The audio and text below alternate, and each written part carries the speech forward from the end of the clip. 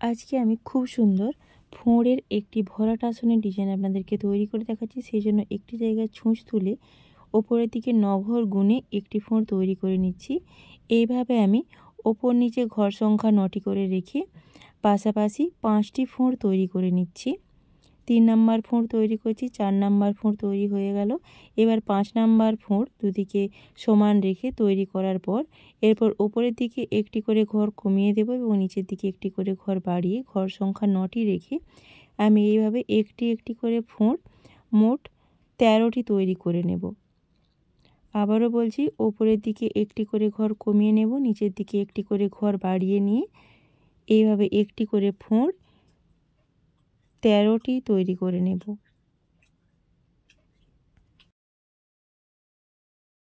একটি করে ফোঁড় 13টি তৈরি করার পর আবার 9টি ঘরের পাশাপাশি 5টি ফোঁড় তৈরি করে নিচ্ছি।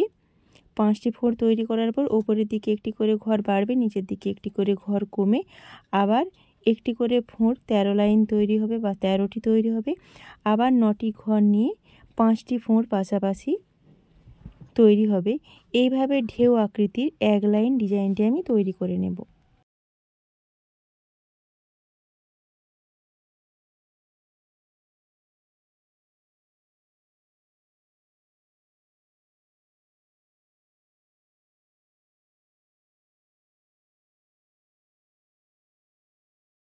এক লাইন ডিজাইনটি তৈরি করার পর আমি কমলা রঙের উল নিয়ে 9 ঘর ওপরে ছুঁচটা তুলে নিচ্ছি।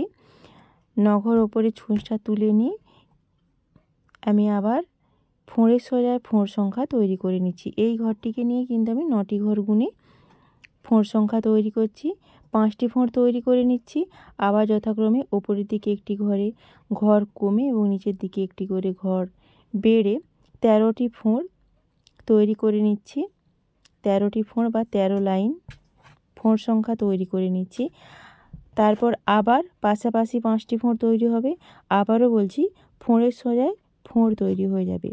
এইভাবে ফোঁড় সংখ্যা তৈরি করার পর একটি ঢেউ আকৃতির ডিজাইন তৈরি হয়ে যাবে। অবশ্যই আপনারা আপনাদের পছন্দ মতো উল দিয়ে পুরো আসনটি তৈরি করবেন, দেখতে খুব সুন্দর দেখাবে।